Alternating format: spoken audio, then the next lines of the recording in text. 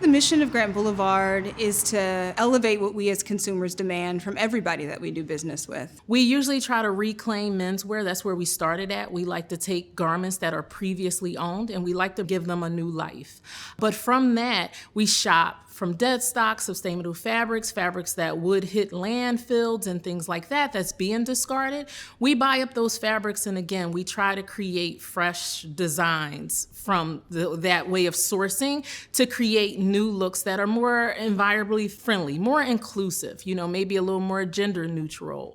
And I think the other thing that makes Grant Boulevard super exciting is just how diverse our communities are. I mean, what we do is we're centering the future of the planet. There's all these things that plague the world, whether it's environmental or just socially, people doing anything to get that latest sneaker or bag.